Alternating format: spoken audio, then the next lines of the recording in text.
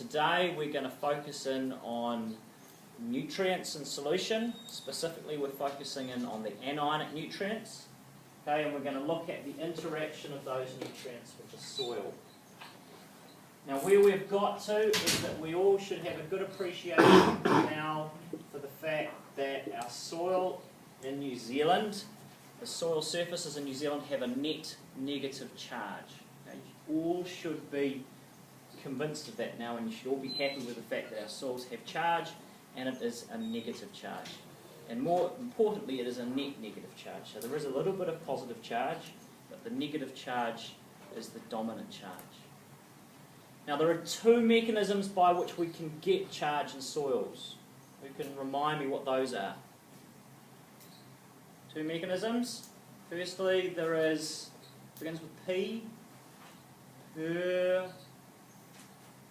permanent charge. Okay, you need to remember these things. You should be starting to fire them out now. Okay, firstly we have permanent charge. And what's the other one? Variable. Cool, we've got variable charge.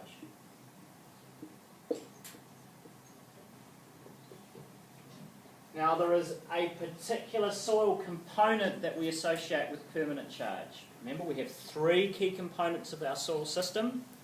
Which of those components is associated with permanent charge? Colloids.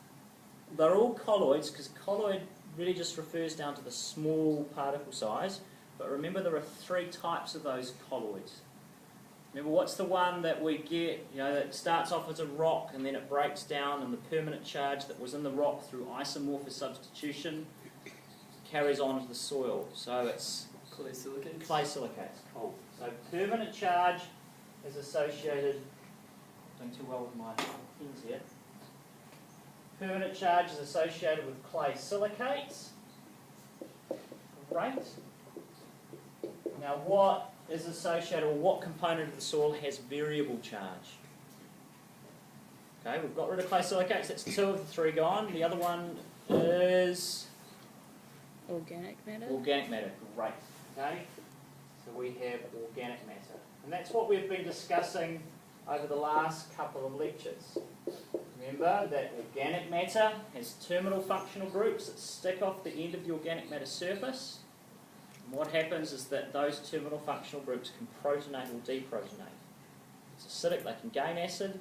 If it's alkaline or less acidic, they'll lose H pluses and become negatively charged. Now there's one other component, isn't there?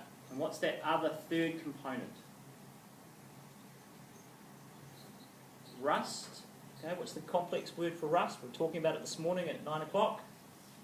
It's Oxides. oxides, cool. So oxides, hydrous oxides of Iron and aluminum. iron and aluminium. Okay, cool. Iron, aluminium, hydrous oxides. It's called hydroxides. Right, so those are the three key components. You've got to remember those three things.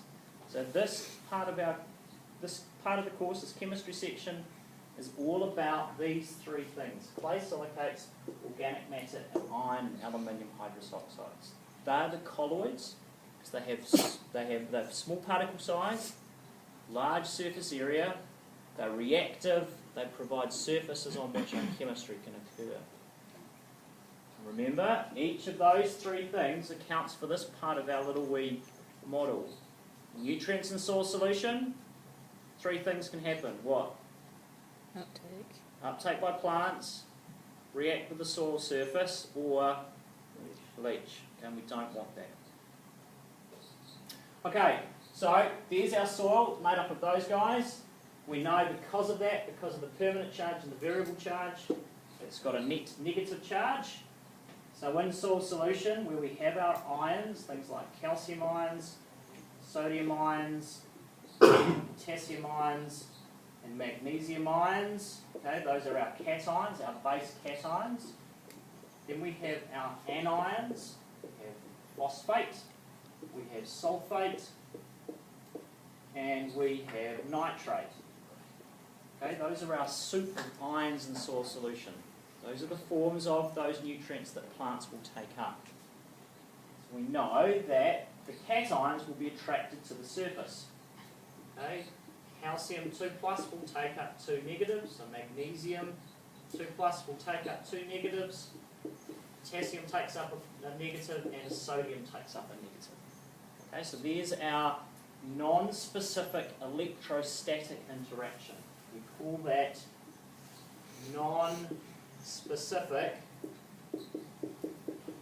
adsorption. Okay, so there we go. So we know now that our soil will retain our cations, and we should all be confident about how that happens. Now, as a result, we also can see that the soil, based on this rule, based on this electrostatic mechanism of non-specific adsorption, we can see the soil is going to repel sulfate, it's going to repel nitrate, and it's going to repel phosphate. And so theoretically, based on that model, those three nutrients are going to leach. Retain the cations and repel the anions. And that follows through, and that's what we see for this guy. Because all through the media we hear about nitrate leaching. Farmers have problems with nitrate leaching because they get in trouble with regional councils. Okay? It's not good for the bank balance because that's our money going down the plug hole basically. So nitrate leaches because it can't be retained by the soil. Nitrate's negatively charged, the soil's negatively charged, it will be repelled. So we put nitrate into soil solution, plant uptake, some of it will go into the plant. The action with the soil is actually repulsion, okay, so it's not going to be retained on the soil, so that one's out, so it will leach.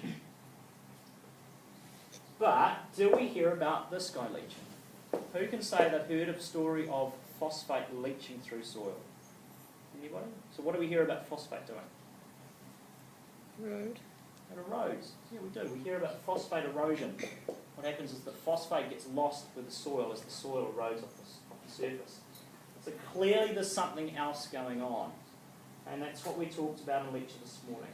What's actually going on here is we have another mechanism. We have the potential for phosphate to specifically adsorb, and that's what we're going to investigate in this lab. Now, we'll just briefly touch on the fact that we've got these three components in soil, okay? And so what will contribute these components to the soil is the pedogenesis, okay? What makes up the soil? So for today's lab, we're going to be passing phosphate, a solution with phosphate, nitrate and sulfate through two different soils, okay? And that's what's in front of you now. We've got a soil column with some Tokomaru soil. Okay, it's a Tokomaru silt loam, and this is from around the Manawatu, and we've also got a Egmont silt loam. Two different types of soil, and as you can imagine, those two different soils are formed from two different original sources. If we think about Egmont, what's the big hunk of rock that's in Taranaki that you think is going to contribute to soils? What's the biggest hunk of rock in Taranaki? Mount Taranaki. Yeah, Mount Taranaki, cool. So, this here is going to have clay silicates, right, because all soils have clay silicates. It's going to have organic matter, because all soils have organic matter. But it's also going to have iron and aluminium hydroxide because it has an input from volcanic activity. And this stuff can also be called allophane, comes from volcanic events. Now what makes up the Tokomaru? What's around here? What's a big hunk of rock around Palmerston North that you think is going to break down and make soil? We haven't got a volcano. Well, we have, but it's a bit further away. Ruapehu's a fair way away. But what have we got that's very close by? We've got the ranges. Cool. We've got the Tararua, the Ruahine ranges. Now, they're primarily grey-wacky, okay? So they're metamorphosed rocks, so it's old sedimentary rocks being compressed and uplifted. So they are going to break down, and they're going to give us clay silicates, and we're going to develop organic matter. But we're not going to have nearly as much iron and aluminium hydroxide. We'll have some because we get some volcanic activity from Ruapehu that blows this way. So there'll be some influence of iron and aluminium hydroxide, but nowhere near as much in the Tokomaru soil as we find in the Egmont soil. So what we're going to do today is we're going to do an experiment. We're going to pass our nutrient solution through these two different soils and see how the soils respond. Now that's probably enough for that, Jean. Sure. That's what I'll do for the next part.